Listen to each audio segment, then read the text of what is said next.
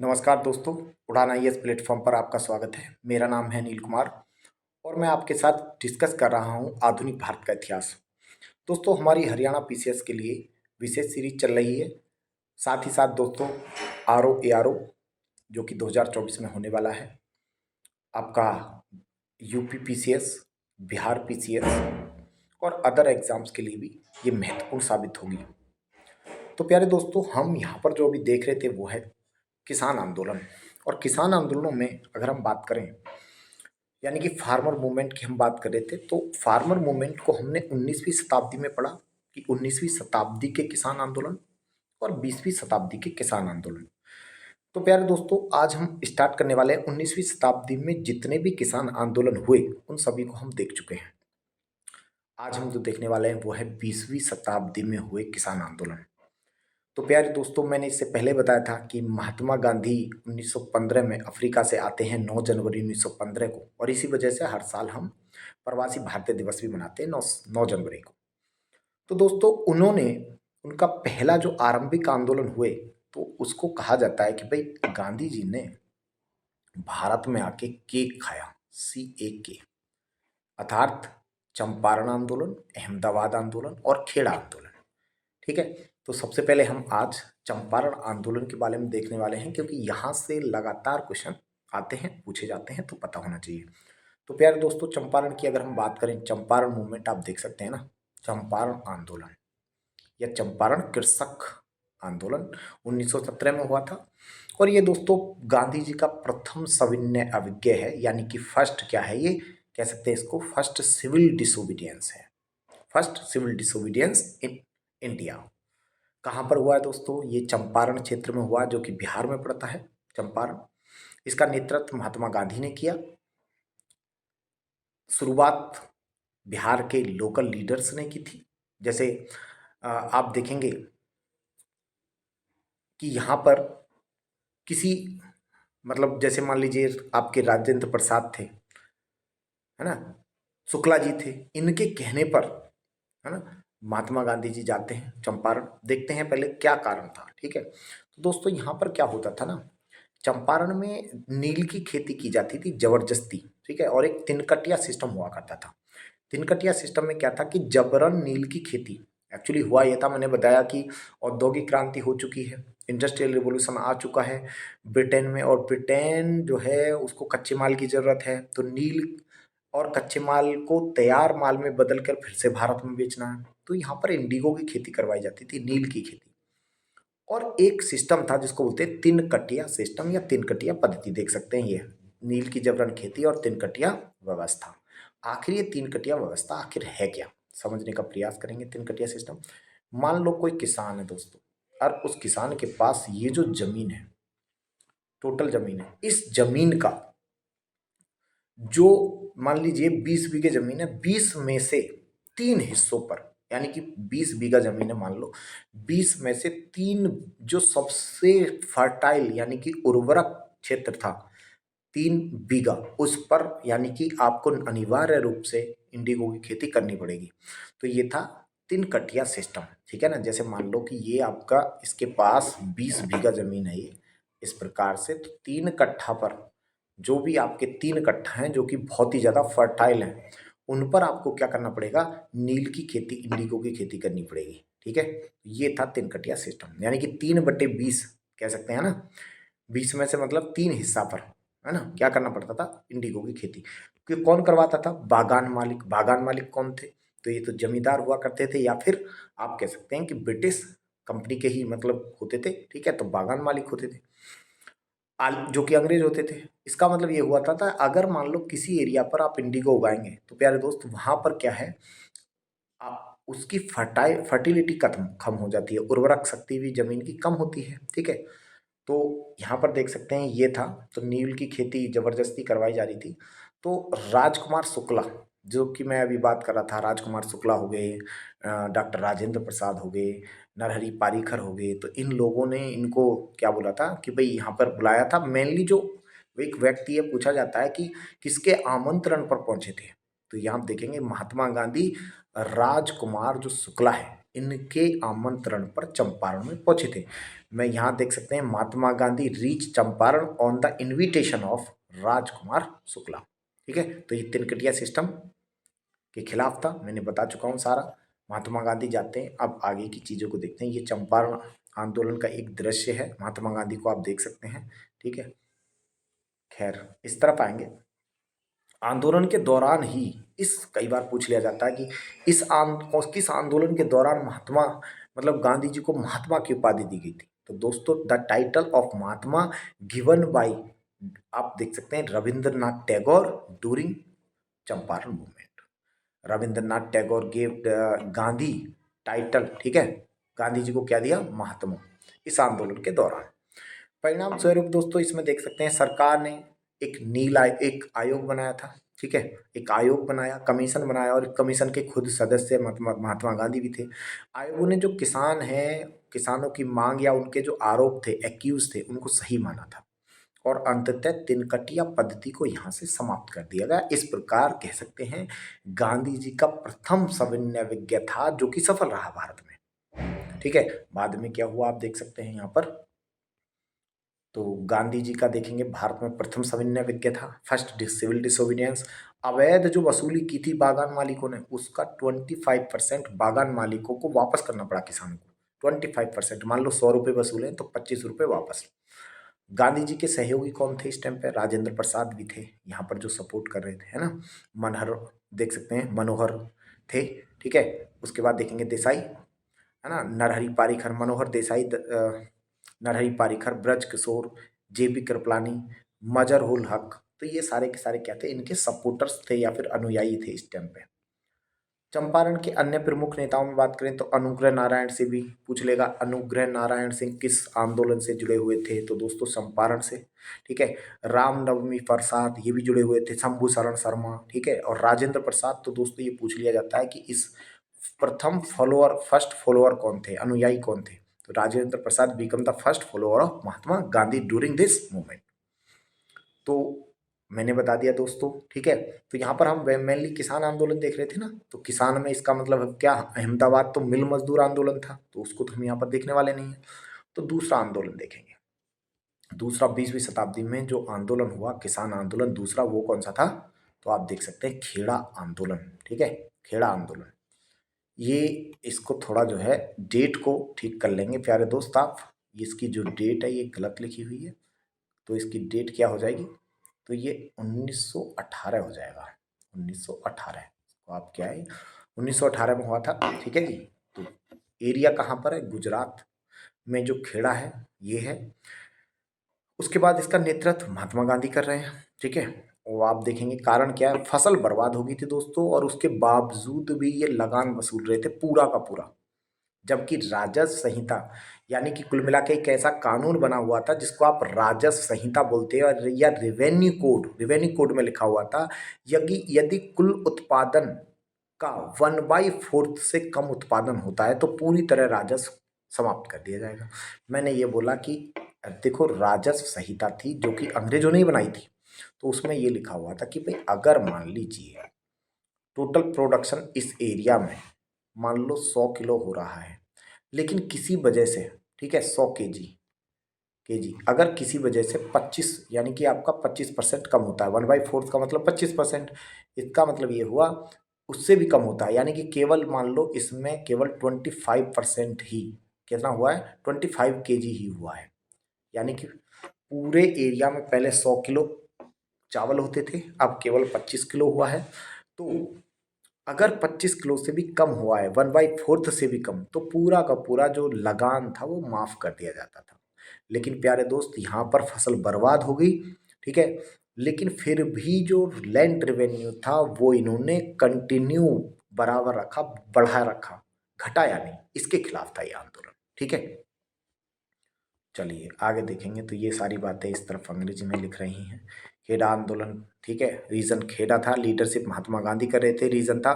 तो देख सकते हैं recovery of full rent rent या लैंड रेवेन्यू। ठीक है, तो डिस्पाइट यानी खराब होने के बावजूद भी क्रॉप फेलियर। ठीक है, तो वेयर एल्स, जबकि अकॉर्डिंग टू रेवेन्यू कोड में क्या लिखा हुआ था ये टोटल प्रोडक्शन का अगर 1/4 से कम होता है तो टोटल रिवेन्यू कंप्लीटली क्या कर दिया जाएगा, माफ कर दिया जाएगा। महात्मा गांधी देख सकते हैं खेड़ा आंदोलन में पहुंचे, ये खेड़ा आंदोलन का दृश्य दिखाया गया है। तो यहाँ पर देखेंगे दोस्तों हुआ क्या है, मोहनलाल पांडे और शंकर लाल थे, इन्होंने आंदोलन शुरू किया था। रियली में तो किसने आंदोलन स्टार्ट किया, मोहनलाल पांडे और शंकर लाल ने इस आंदोलन को इनिशिएट यानी कि एक प्रकार से स्टार्ट किया था, और गांधी जी भी इस आंदोलन से जुड़े थे। ठीक है, सरदार पटेल जो थे, विट्ठल भाई पटेल, इंदुलाल याग्निक की भी महत्वपूर्ण भूमिका रही है इस आंदोलन में। तो इस आंदोलन में आप देख सकते हैं, मैंने बताया सरदार वल्लभ भाई पटेल, विट्ठल भाई पटेल, इंदुलाल याग्निक, इनकी भी महत्वपूर्ण भूमिका रही है। और विट्ठल भाई पटेल जो थे, उनकी मांग थी कि किसानों को पूर्ण रूप से, किसानों का जो लगान है उसको कंप्लीटली माफ कर दिया जाए। ठीक है, अतः गांधी के प्रयास से दोस्तों सरकार इस बात पर सहमत हो जाती है कि जो लोग लगान देने में सक्षम है केवल उन लोगों से ही लगान वसूला जाए, अदरवाइज जो लोग लगान नहीं दे सकते उनका लगान माफ कर दिया जाए। तो ये बात आप ध्यान रखेंगे, एक प्रकार से कहेंगे कि ये भी महात्मा गांधी की एक प्रकार से दूसरी सफलता थी, है ना। तो आप देख सकते हैं, तो यहाँ पर मोहनलाल पांडे एंड ये शंकर लाल जो है वो क्या करें, स्टार्ट किए थे। Mahatma Gandhi also join this movement. ठीक है, important role of Sardar Patel, Vitthal Bhai Patel and Indulal Yagnik. ठीक है, उसके बाद देख सकते हैं Vitthal Bhai Patel demand complete Viber या फिर फ्री कर दिया जाए ऑफ फार्मर रेंट, यानी रेंट कर पूरी तरह समाप्त किया जाए। Therefore with the effort of Mahatma Gandhi the government agree to that people यानी farmer who are able to pay rent should be collected, है ना, वॉलेंट्री, स्वेच्छा से दे सकते हैं, फ्रॉम देम नॉट, देख सकते हैं फ्रॉम द पुअर फार्मर, गरीब किसानों से नहीं लिया जाएगा प्यारे दोस्तों। तो एक प्रकार से ये भी क्या रहा, सफल रहा। उसके बाद आप देखेंगे अगला जो आंदोलन है वो है दरभंगा आंदोलन। थोड़ी बहुत बातें हैं जो कि हमें याद रखना चाहिए। दरभंगा आंदोलन कब हुआ, तो प्यारे दोस्तों ये 1919 में हुआ था, मधुबनी क्षेत्र में हुआ था। और इसको किसने चलाया था, तो लीड कर रहे थे आपके स्वामी विद्यानंद, जिनको विभू शरण प्रसाद के नाम से भी जाना जाता है। मैं एक बार फिर से बोल रहा हूँ, दरभंगा तो बिहार में है, तो दोस्तों मधुबनी डिस्ट्रिक्ट में था उस टाइम पे ये, तो वहाँ पर हुआ था। स्वामी विद्यानंद यानी विभूषण प्रसाद, जिनको कई बार बोल दिया जाता है, तो उन वो लीड कर रहे थे। और इसका कारण था प्रथम विश्व युद्ध के बाद जो मूल्य वृद्धि हुई है दोस्तों, उसके खिलाफ हो रहा था। पर फर्स्ट वर्ल्ड वार में भारत को शामिल कर लिया गया अंग्रेजों द्वारा, और उससे क्या होता है कि भारत में जो खाद्यान्न वस्तुएं थी, फसलें थी, वो यहाँ से क्या कर दिए गए, दूसरे देशों में जहाँ जहाँ पर अंग्रेजी सेना लड़ रही थी उनको भेजा गया खाद्यान्न। ठीक है, इसकी वजह से भारत में जो खाद्यान्न फसलें थी, जैसे मान लो गेहूँ, चावल, इनकी बहुत ज़्यादा कमी होगी। और जब कमी होगी तो इसकी क्या होगी प्यारे दोस्त, बहुत ज़्यादा प्राइस बढ़ जाएगा। ठीक है ना, प्राइस क्या हो जाएगा, बढ़ जाएगा। तो इसकी वजह से ये आंदोलन हो रहा था। खैर, इसके बाद हम जो दो देखने वाले हैं, यह बड़ा ही महत्वपूर्ण एक आंदोलन है, इसको कई बार देखेंगे। ये है द्वितीय मोपिला विद्रोह, या फिर इसको मोपिला विद्रोह ही बोलते हैं। ठीक है, तो मोपिला विद्रोह दोस्तों केरला में हुआ था, 1921 में हुआ है ये, 1921 में। तो 1921 अगस्त में हुआ है। कहाँ पर हुआ है, तो दोस्तों देख सकते हैं इसका क्षेत्र है केरल का मालाबार, जो क्षेत्र था, तट था, वहाँ पर हुआ था। ठीक है, इसके बाद अगर हम बात करें तो केरल का जो क्षेत्र रहा है यहाँ पर हुआ है। मोपला दोस्तों क्या है, मोपला विद्रोह आप देखेंगे कि 1836 से 54 तक भी हुआ, और फिर आगे 1921 तक चलता रहा। तो जो 54 से 36 यानी कि जो 1836 से 54 के बीच हुआ, इसको कई बार प्रथम मोपला विद्रोह के नाम से जाना जाता है, और जो 21 में हुआ उसको द्वितीय। ठीक है, मूल कारण क्या है भाई, आर्थिक असंतोष। ठीक है, आर्थिक असंतोष मतलब जमींदारों द्वारा इनका शोषण किया जाना, किसानों, ठीक है, ये मेन कारण था, आर्थिक शोषण होना। इकोनॉमिक एक्सप्लॉइटेशन क्या था, मेन यानी कि रूट कॉज हुआ करता था इनका। ठीक है, इकोनॉमिक एक्सप्लॉइटेशन बाई, देख सकते हैं मनी लॉन्डर्स बाई फार्म। ठीक है, तो अब कह सकते हैं मनी लॉन्डर्स, जो ना मोपला जो किसान थे, इनका क्या किया जा रहा है, आपका जो लैंड लॉर्ड्स थे, मनी लॉन्डर नहीं, इनको बोलेंगे लैंड लॉर्ड्स। ठीक है, या फिर लैंड होल्डर्स यानी कि जमींदार। एक्चुअली जमींदार इनका क्या कर रहे थे, शोषण कर रहे थे। और जमींदार आपको पता है कि ये बिचौलिया के रूप में भी तो काम कर रहे हैं भारत में। भाई भारत में क्या है कि मान लो यहाँ पर किसान है, ये किसान है, ये किसान है, और यहाँ पर था जमींदार। है ना। और यहाँ पर कौन बैठा था, ब्रिटिश ईस्ट इंडिया कंपनी, ठीक है। ये कौन है, जमींदार, जैनवी कहते थे इसको, है ना। तो दोस्तों ये इसका शोषण करता था, ये इसका मेन कारण था। उसके बाद देखेंगे अगला, मोपला विद्रोह का एक दृश्य दिखाया गया है, आप देख सकते हैं प्यारे दोस्त।